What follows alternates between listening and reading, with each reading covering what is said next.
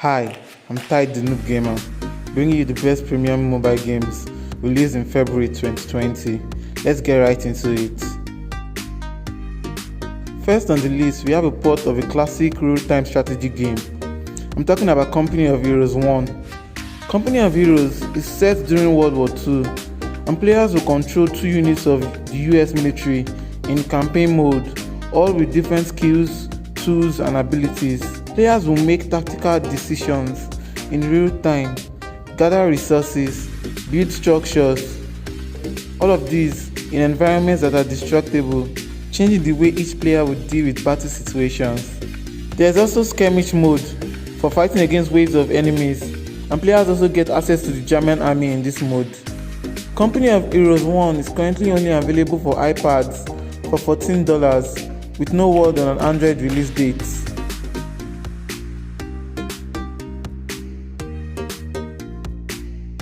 Next, we have another game ported for iPads, Book of Demons Tablet Edition. Now, this one is for fans of Diablo-like top-down loot-based action RPGs who want a little bit of a different take on the hack and slash genre. The first thing that makes it stand out is its paper book art style. Another thing that makes Book of Demons stand out is its combat and the way players control their main character. First of all, movement is restricted for the main character, as in you can't move in 360 around the dungeon, but enemies can, which leads me to combat. There are three classes in Book of Demons: the regular warrior, rogue and mage classes. But even as a warrior class, players still attack enemies from a distance. This can make the game seem easy and odd at the beginning, but eventually things get more complicated with different enemy types and different stages for boss battles and more.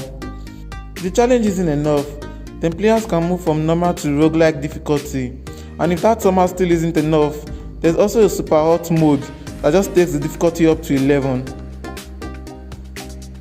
And finally, there's a bit of deck building to the game, but from what I've seen online, this seems to be more of a visual change to the regular view on loot and abilities. They are represented by cards instead of skill trees and inventory menus. At the end of the day, this is a fun action RPG with a high rating of 9 out of 10 on Steam, and it can be gotten for just $5 on iOS. Another action RPG with a unique art style released in February is the Paladin Story. This one is still in early access though on Android and iOS, so keep in mind that things might change by the final build, hopefully for the better. The writing in the Paladin Story is hands down the best part of the game. It's sharp, witty, funny, self-aware, sometimes even fourth wall breaking, and it's for me what to keep most players engaged in the game. There's also text-based dialogue and decision making for different situations. In terms of the world, the player is basically like a chess piece being moved on an open world grid, moving from one location to another. Once players stumble upon enemies, it switches to a 2D gesture-based fighting game, and players will unlock new moves, combos, and gestures as they level up and upgrade their character. There's also a whole lot of loot involved. While the inventory and combat part isn't perfect, I'd say the biggest problem with Paladin Story has to be its difficulty, and this might be down to how easy it is to heal oneself after each enemy encounter, and how easy potions are to get.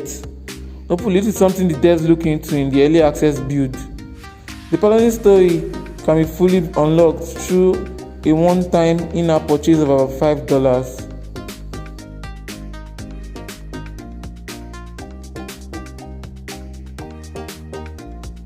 And next we have Incredible Mandy, a 3D puzzle-solving, platforming, adventure and action game ported to iOS. Incredible Mandy is a gorgeous looking game with its art style reminding of a mix between Breath of the Wild and Mob Fight. The story of the game seems to be told through exploration. There's no voice acting. It is an indie game after all. From what I've seen online, the game has been praised for clever use of some of its mechanics, like the sword and the bow that can be summoned and used to solve environmental puzzles. And it's also been criticized for things like the combat and action related parts of the game and the camera controls. All in all, Incredible Mandy seems to be worth it for the low price tag of $3 on iOS, which is about $11 cheaper than the PC version.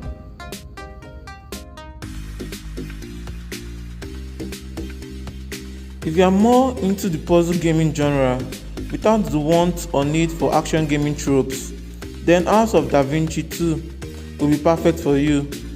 You play as Giacomo, an apprentice of Leonardo da Vinci, as he solves complex puzzles, even using time travel elements to unlock clues and solve mysteries.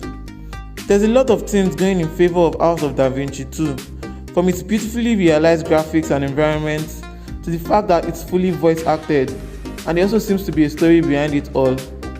House of Da Vinci 2 is available on iOS and Android for $5.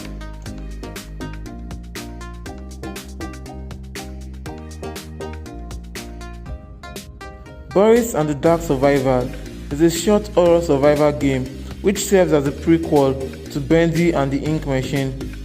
Seeing as this is a survivor game, you hunt for supplies to keep Boris fed and keep his stamina up, as you also try to avoid the Ink Demon. There are also hidden unlockables to be found if you can explore and also avoid the Ink Demon at the same time, while you also get to unveil more of the secrets of Droid Studios. Boris and the Dark Survivor has a top-down third-person perspective as opposed to Mandy's first-person view. As I indicated already, Boris and the Dark Survivor is a short prequel meant for fans at the cheap price of $1 on Android and iOS.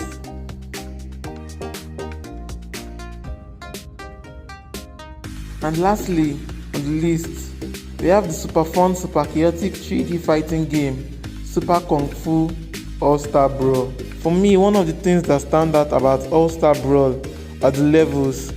While they are limited to only 3, there's just a lot of crazy things going on in each level, as players brawl from the crashing ship, being attacked by a kraken and a shark, to a vehicle crashing and chasing players as they try to brawl with each other. It looks fun. Also, weapons get randomly thrown into the arena as players battle, and players can even pick up items in the arena like chairs, for example, to attack each other.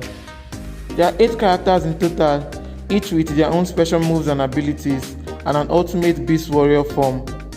There are 3 modes ranging from one-on-one combat to 2v2 to all-out 4-player brawls with either the AI or with other humans through local multiplayer.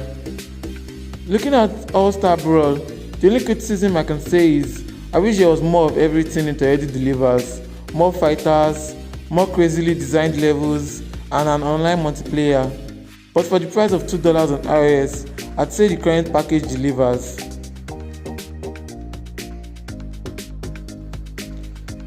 And that's it for this video. Hope to see you in the next one. Thanks for watching.